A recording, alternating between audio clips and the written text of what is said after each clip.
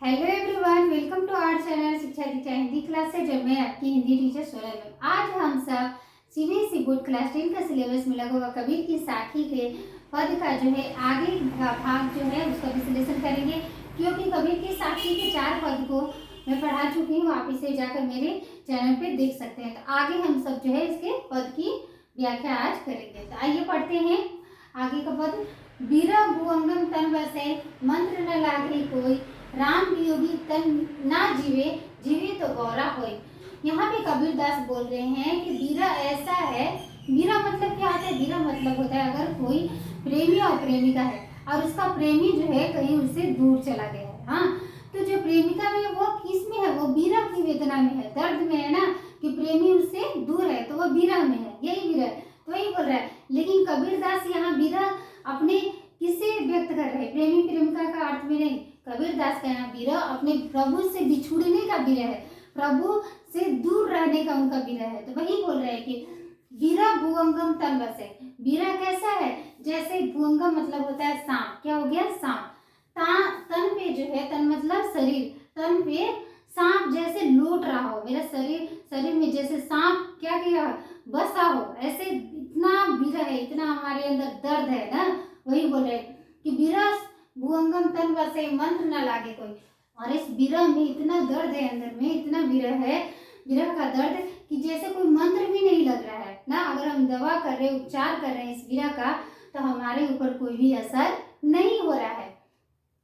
राम वियोगी ना जीवे, जीवे तो गौरा होय। तो कबीर जो है किसके वियोग में है? तो कबीर अपने प्रभु के वियोग में है ना। कबीर जो है अपने भगवान के वियोग में है। उनसे वही बोल रहे कि राम के वियोग से, अगर राम से बिछुड़कर कोई भी व्यक्ति जी नहीं सकता ना, कोई भी राम वियोगी ना जिए, राम से बिछुड़कर, राम से अलग रहकर कोई व्यक्ति नहीं जी सकता, ना जीवे, नहीं जी सकता। जीवे तो गौरा होए, अगर जिएगा भी तो गौरा मतलब होता है पागल। क्या होता है? पागल। अगर जी भी सकता है तो जीवे तो गौरा होए, तो वो पागल हो जाएगा। क्या हो जाएगा? पागल हो जाएगा। जीवित अगर रहेगा तो पागल होकर जीवित रह सकता है। ठीक है, इस पंक्ति में कबीरदास ये कहना चाहते हैं। ठीक है, आगे देखिए। निंदक नीड़ा राखिए, आंगनी कुटी बंधाई, बिन साबन पानी बिना निर्मल करे सुभाई।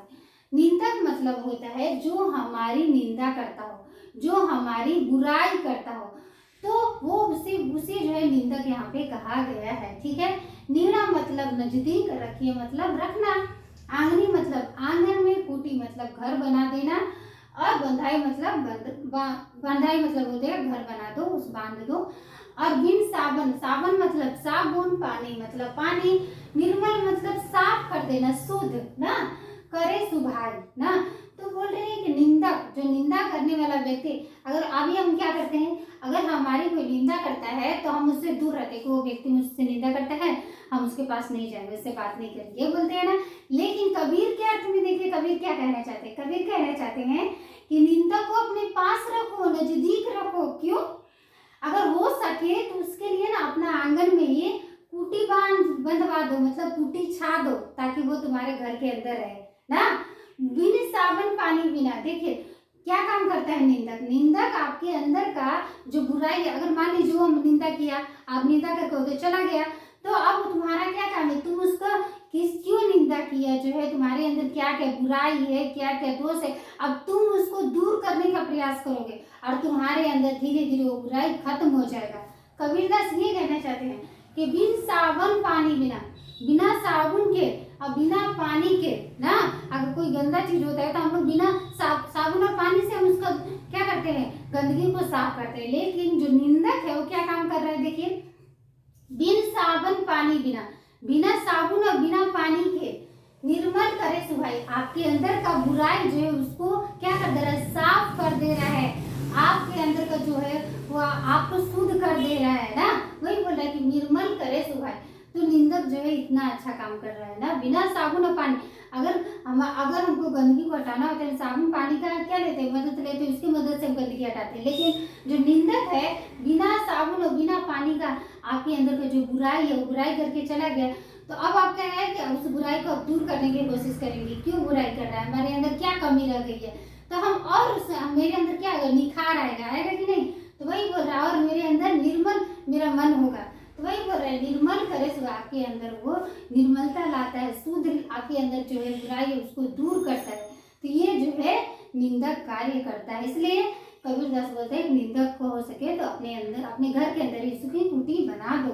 अच्छा, अब तीसरा पद में हम लोग देखते हैं कबीर क्या कहते हैं, पोथी पढ़ी पढ़ी जग मुआ। पोथी मतलब होता है पुस्तक, बड़ी बड़ी किताबें। तो पढ़ी पढ़ी मतलब पढ़ पढ़ के, जग मुआ मतलब मर गया, लोगों ने जन्म लिया ना, और बड़ी बड़ी पुस्तकें पढ़े और क्या इस दुनिया से फिर चले गए ना। तो वही बोल रहे हैं कबीरदास की कहने का तात्पर्य है कि ये सारा संसार बड़ी बड़ी किताबें पढ़ के और अपना जीवन यापन करके और ये संसार से विदा हो गए ना, पंडित भया न कोई। लेकिन कबीर के अर्थ में कोई भी पंडित नहीं हुआ, महाज्ञानी नहीं हुआ ना। एक आसिर पीयू का, आसिर मतलब अक्षर, पीयू मतलब प्रेम का, और जिसने एक अक्षर प्रेम का पढ़ लिया, कौन सा प्रेम का? प्रभु के प्रेम का ना, अपने ईश्वर के प्रेम का ना, भगवान के प्रेम का, कबीर के भगवान के प्रेम का। वही बोल रहे एक आसिर पीयू का ना, पढ़े सो पंडित होए। और जिसने जो एक अक्षर प्रेम का पढ़ लिया, प्रभु के प्रेम का पढ़ लिया, प्रभु से भक्ति लगाने का पढ़ लिया प्रेम का, तो वही जो है सच्चा पंडित हो गया। पढ़े सो पंडित हो, पढ़े मतलब पढ़कर, सु मतलब वह, और पंडित मतलब महाज्ञानी पंडित होए, वही पंडित हो गया। जिसने जो है प्रेम का एक अक्षर पढ़ा, वही जो है कबीर के अर्थ में बहुत बड़ा पंडित है। ठीक है, आगे जो है चौथा देखिए, हम घर जा लिया अपना।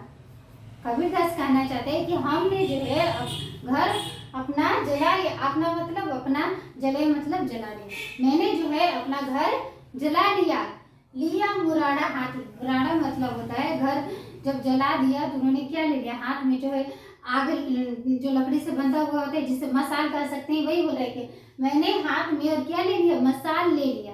अपना घर जलाकर और हाथ में मसाल लेकर चल दिया। क्यों?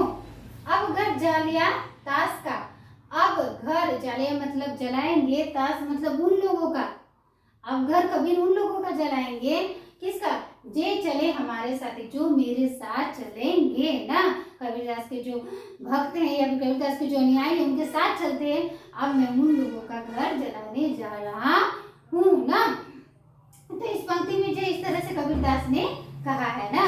कबीर की साखी जो है ये कबीर ग्रंथावली से रचित है, कबीर ग्रंथावली से ये साखियाँ ली गई है। आप याद रखेंगे। अब कबीर ग्रंथावली के रचनाकार का नाम है बाबू श्याम सुंदर दास।